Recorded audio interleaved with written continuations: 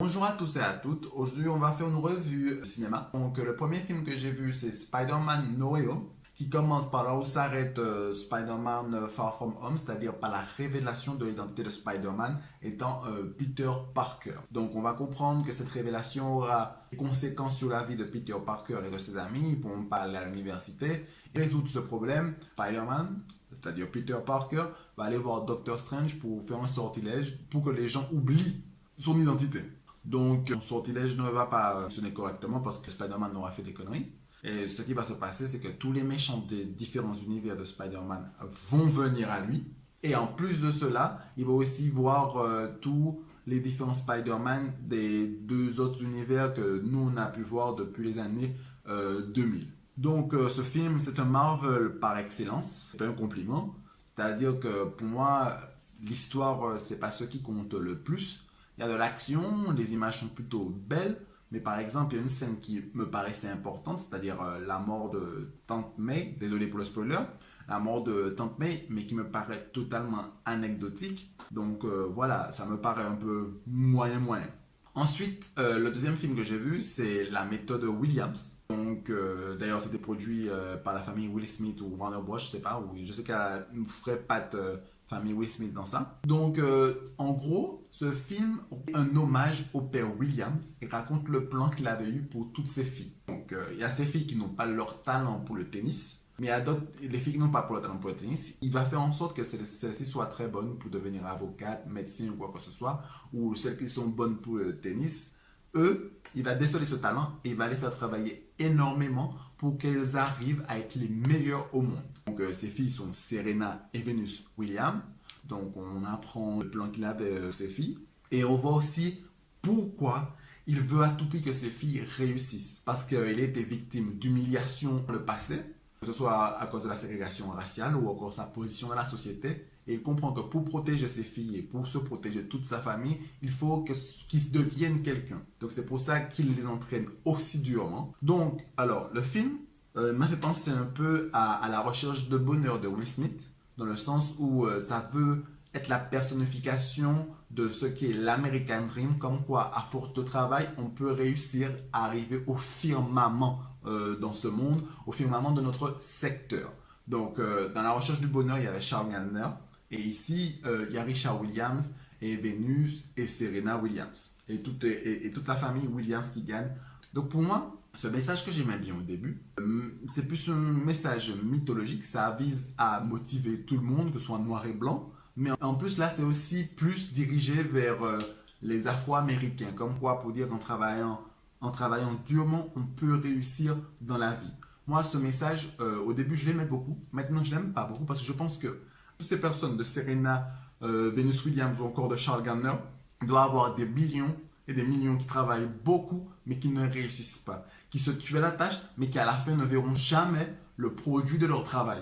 Et tout ça me fait dire que c'est bien joli mais ce n'est pas forcément à prendre pour argent comptant. Ensuite, au niveau du film, moi, je préfère À la recherche du bonheur. Je trouvais que l'histoire était beaucoup plus belle. J'ai su une larmichette dans À la recherche du bonheur. Dans la méthode Williams, je trouvais que c'était plat. Limite, voilà, je trouvais que c'était plat. Limite, il n'y aurait pas de film, j'aurais pas vu la différence. Pas vraiment eu d'émotion, j'ai pas connecté. J'ai pas vraiment connecté avec le film. Donc, le troisième film qui est Kingsman, la première mission ou les services secrets, je sais pas trop quoi. Là, par contre, c'est ma plus grande déception parce que le premier Kingsman, je l'ai adoré. Je trouvais que c'était une claque au niveau de l'action, au niveau des histoires. D'ailleurs, l'histoire, elle est folle avec Richmond Valentine qui a un but qui est clair, mais qui est à la fois ambivalent. En plus, il est extrêmement charismatique. Un but qui est clair, c'est-à-dire qu'il veut sauver le monde, et pour sauver le monde, il faut détruire la moitié de l'humanité. Parce qu'il dit qu'il y aura le réchauffement climatique et que le problème de la planète, c'est les hommes. Donc pour faire cela, il faut sauver le monde. Donc le but, il est peut-être noble, mais les moyens qu'il veut employer sont exécrables. Et tout ça, c'est très beau. En plus, il y a plein de scènes qui pour moi sont extrêmement cultes. T'as la scène du bar, t'as la scène de l'église, t'as la scène où Richmond Valentine tue. Plus les scènes d'ouverture dans Kingsman sont toujours explosif, tu as toujours une espèce d'émotion. Et dans le Kingsman 1, tu as exactement ça. En plus, je trouve pas qu'il y avait de fébrilité quelconque dans l'histoire. Ensuite, on a le Kingsman 2, où on a encore une antagoniste qui est extrêmement charismatique, Poppy Adams, qu'on peut voir ici.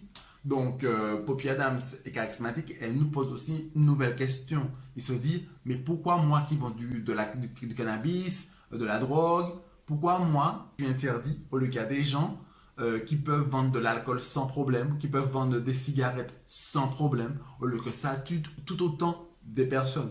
Mais encore une fois, le but est ambivalent, parce que ce qu'elle veut, c'est légaliser l'empire de la drogue, mais les moyens qu'elle va employer ne sont pas forcément les meilleurs, parce qu'elle va vouloir empoisonner tout le monde avec son espèce de drogue, et veut forcer le président des États-Unis d'Amérique à légaliser l'empire de la drogue. En plus, Poppy Adams, elle est comme Richmond Valentine, elle est extrêmement charismatique, une folle alliée, mais au moins c'est excellent. Après, je trouve que dans le 2, il y a eu des fébrilités au niveau de l'histoire. Ce que j'ai le moins aimé, même si dans le 1, ce que j'ai le moins aimé, c'est de voir le mentor d'Exy mourir. Dans le 2, ce que j'aime le moins, c'est la manière dont il est ressuscité.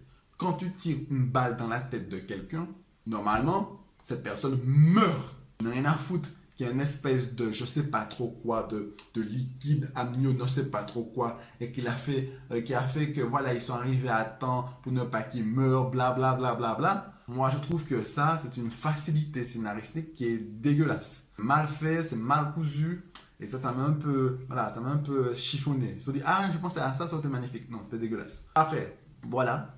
Donc, on va parler au Kingsman 3, qui est pour moi la déception. On a un méchant dont on ne connaît pas vraiment le charisme. On a un méchant dont le but, il me semble extrêmement sombre. Et en plus, pour moi, les Kingsman, ils n'ont pas seulement un siècle. Ça devait être une société secrète qui devrait avoir des siècles et des siècles d'existence. Et pas ce mélange qu'ils ont fait avec la grande histoire et l'histoire des Kingsman.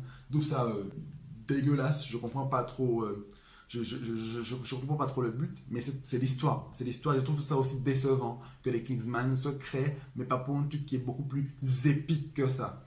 Laissez-moi vos commentaires en bas. Dites-moi si vous avez aimé Kingsman, dites-moi si vous avez aimé Spider-Man, dites-moi si vous avez aimé La Méthode Williams et quel genre de film peut être excellent pour vous. Allez, à plus.